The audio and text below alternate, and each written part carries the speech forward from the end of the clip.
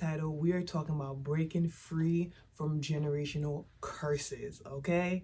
Now, because this topic is so in depth, I had to have things in my phone and take notes. So bear with me if you see me looking down, but I have to get these tips and tricks out to you and just really dive into why it is that, you know, you're probably the one in your family breaking these generational curses. Let's be real. So for those who don't know, I'm going to explain to you what a generational curse is, the proper definition.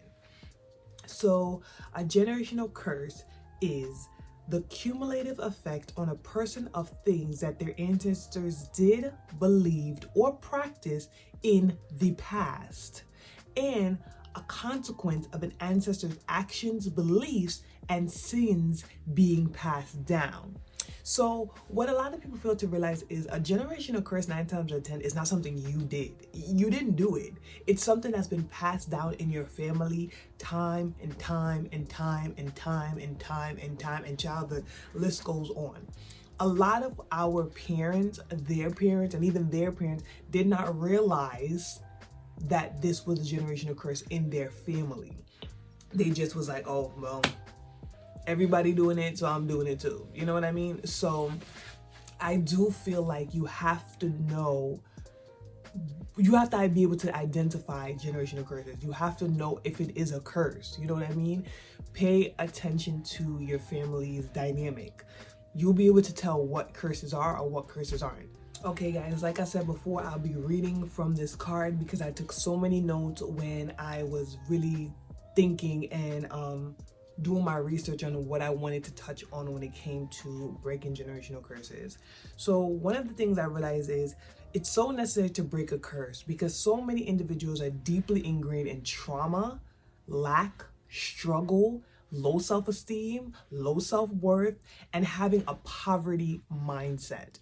So many people are just stuck in these type of patterns over and over and over, and they don't realize, like, your mama had that, your daddy had that, your great-grandma had that, your great-grandfather had that, your grandfather had that, your grandmother had, like, they all have these things, and nobody took the time to say, wait, why do we all have this? Why is nothing, why is it not changing? Why is it the same thing over and over and over and over and over? Everyone feels the same way. Everyone's doing the same thing. Why is it this way?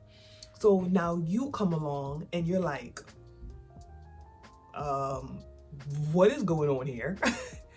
This ain't the way we supposed to be living. This ain't the way we supposed to be, you know, going through life.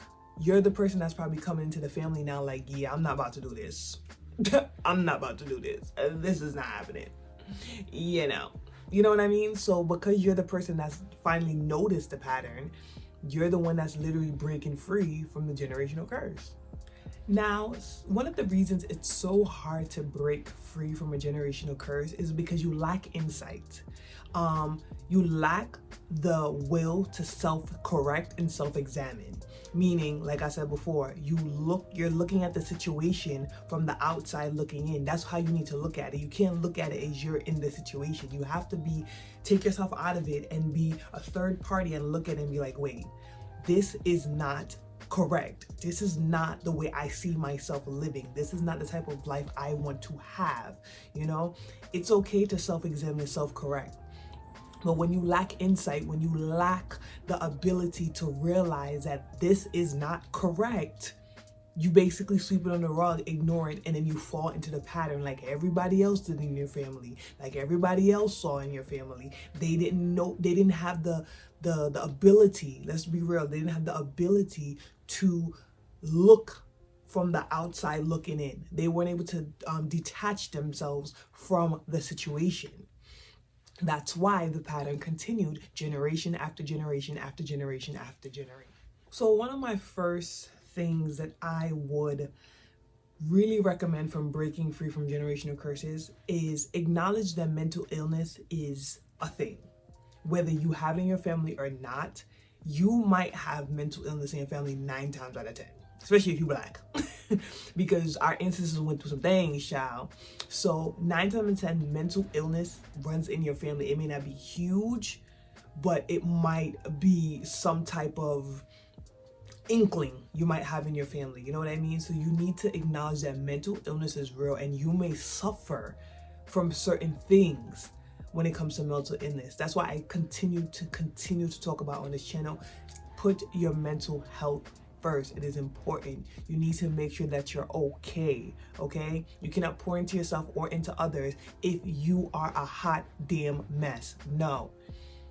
So acknowledging that mental illness is real and that you might need to talk to somebody, yeah, definitely. That is something huge. Acknowledge that mental health is real and you may need to get a therapist or somebody that you can confide in that can help you and give you good advice or helpful advice. I would recommend a therapist because that's what they're known for. They're professionally trained to deal with these situations.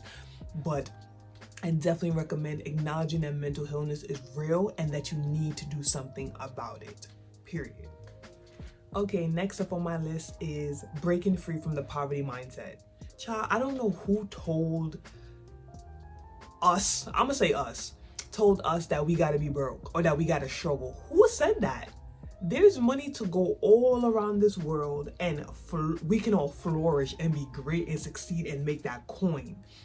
I feel like growing up, our parents had that broke mindset that, oh, we only had just enough, or even if we did live comfortable, they didn't want to waste money or they didn't want to splurge. A lot of us, when we were kids, we probably didn't go on trips. Like, I can remember growing up, I think I went on one trip. My entire life, like once. I think somebody died. So that doesn't really count. You know what I mean? Like, I didn't go on family trips. Like, we didn't do that. So I feel like, you know, having that mindset, that poverty mindset, it leaks into your adult life. Because a lot, like I say, if you didn't travel as a child, let me use it as an example. If you didn't travel as a child, when you get older, 9 times 10, you probably don't feel the urge to travel. Crazy enough, I love to travel. I have the urge to travel, child. I got I think my first check that I ever got from my first ever job, I got a passport. I wasn't even going anywhere, but I was like, I need to see the world. I want to travel. I want to see things. I want to do things. I want to meet people. And, you know, that was just something that was ingrained in me. That I was like, I'm going to do this. You know what I mean? And from then I always knew I was a little bit different than the rest because I didn't wait for people to tell me to do things. I just was like, okay, well, this is what I'm going to do because this is where I want my life to be, how I want my life to look like. You know what I mean? So I feel like breaking free from the poverty mindset is huge. You have to not think that you're going to be broke or that you're not going to have it or you don't have it. Go get it. Go get it. You have 2 hands, 2 foot, 2 eyes, whatever the case may be. And if you don't, even those people are still getting it. Let's be real, okay? There's no excuse. Go out and get everything that you want. Stop having that poverty mindset that you have to struggle and that you have to have lack. No, you do not have to have that. I don't know who ingrained that into you, but you don't need to have it, period. Okay, so one of the things, like I was talking about before, is recognizing that this is a pattern in your family, right? But when you recognize that pattern, understand that you have to recognize the trend or the pattern without judgment. Understand that you're looking at it and you're like, okay, and I'm gonna give an example. I realize a lot of women in my family, they have children, but they do not get married, okay? And the ones that are married, it's not for those purposes, the purpose that you're supposed to be married for, okay? And I realized a lot of times, like, when at first I was like, that would never be me, I would never do that, and you know what I mean? And like, I was always judging the fact that that was a cycle in my family. People didn't get married, you know what I mean? They just had children, or women, right? Even men. And I just was like, I had to step back and be like, okay, why is this a thing? That it's like every generation just had children. No one felt the need to commit. And I'm like, no one said I'm not doing that. Like, you know what I mean? No one said I'm not doing this. Like, this is not the life that I want for myself. And then I come along now with myself and I'm like, I personally don't want that for me. Like, I want a family dynamic. I want to grow up in a household with a mother and a father and children, and, you know, they see what love looks like. So when they go out into the world, they can give out exactly what they have been given at home. Okay. like I said, a lot of times I feel like because we don't have love in the home, you don't know how to give love to others, especially going outside. You don't know how. You did not grow up on that. But that's a whole other topic, a whole other video. But it's just an example that I want to use, that these things are trends. You have to recognize a trend, but do not judge at the same time. You just have to be like, okay, listen, I understand, no one sat you down and said, this is not how it's supposed to be done, okay? This is not ideal, you know what I mean? And, it took me to be like, I'm not, for me, this is not ideal. For me, this doesn't work for me. For me, this does not resonate with me. I do not want to do this, okay? Hence why I'm probably 30 with no children. Okay, so the next tip that I would have for you guys is ask for help. Understand that's where everyone else went wrong. They didn't ask for help. They just was like, okay. They didn't push forward and realize like, wait, that doesn't make any sense to me. I don't understand that. I don't want to do that. I don't want to be that. How do I not do that? You know what I mean? They didn't ask questions. They just said, okay. And this is why a lot of our friends and parents and, associates are in the position that they're in, because they were just like, okay, I'm not doing that. I'm going to ask for help because I know that I don't have all the answers. I don't have everything mapped out saying, Brittany, you got this. You know what you're doing. No, I need help from people who know the information or been there, done that. Let's be real. You can't ask somebody who ain't never done it. That's not even logically correct. Like, it doesn't make any sense. I'm not gonna ask somebody who's never done something. You have to ask someone who's done it, who's been there, who's experienced it, and who understands it. Because then they can give you a better insight on what it is that you're going through or dealing with. Hello. So guys, my last tip for you guys would be, you will feel defeated. Understand that. You will feel defeated, especially if you are one of those people in your family that are one of the first or one of the first up and coming that are breaking these curses or breaking free from these generational curses. Understand that you will feel defeated. 9 times out of 10, you will feel defeated, okay? But push forward. There's a reason why you're being fought on the matter, and it's because you decided that this does not work and you will no longer do it. And always remember that pushing forward, it just shows how resilient you are, how strong you are. You can keep going. Just keep pushing, okay? Keep pushing, because you're getting a fight because you are one of the people that said, I'm not doing this. Okay, that I'm not gonna be this person. This is not going to run in my life. So don't let it break you. Just know that you will feel defeated at times, probably most of the time, but keep pushing, because you will come out victorious in the end. And that is something that I definitely do know.